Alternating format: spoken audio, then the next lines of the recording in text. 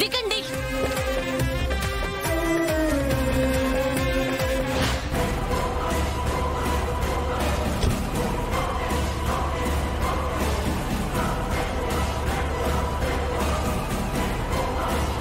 ప్రొఫెసర్ని, వాళ్ళ మిస్సెస్ని, మీ ఫ్యామిలీని వాడు అదే కారులో తీసుకెళ్ళిపోయాడు madam.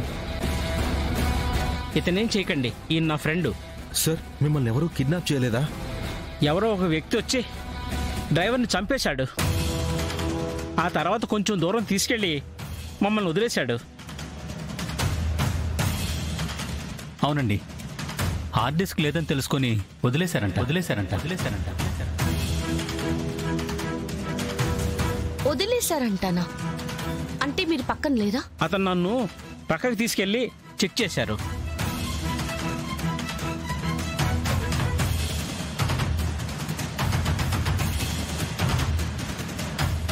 Are you okay sir? నాకేం కాలేదు, ఐఎమ్ ఓకే. మిమ్మల్ని వదిలేసినప్పుడు మాకు ఫోన్ చేసి చెప్పొచ్చు కదా సార్. ఆడిటోరియంకి కదా వెళ్తున్నాం, అక్కడ చెప్దాంలే అన్నాడు. అంటే అది మీరు అక్కడ ఉంటారు కదా అని. మీరు పానిక్ అయినట్టున్నారు.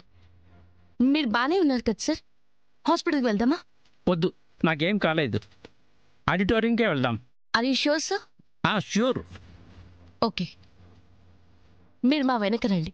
ఓకేనా? అలాగే అండి, వెళ్ళండి.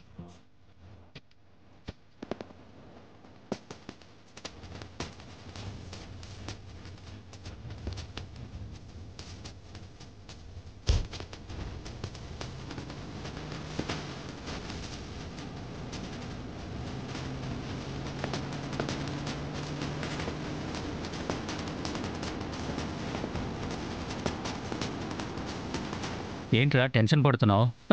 అలాంటిది ఏం లేదురా, అంతా ఓకే కదా? ఓకేరా.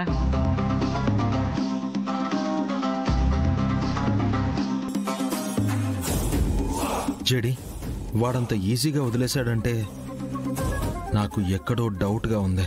అవును, ప్రొఫెసర్ గారు కూడా నార్మల్గా లేరు. ఆయన దేని గురించో భయపడుతున్నారు. మాట్లాడినంతసేపు ఆయనకి చెమటలు పడుతూనే ఉన్నాయి. ఆయన ఫేస్ చూస్తుంటే ఎవరో కొట్టినట్టుగా ఉంది.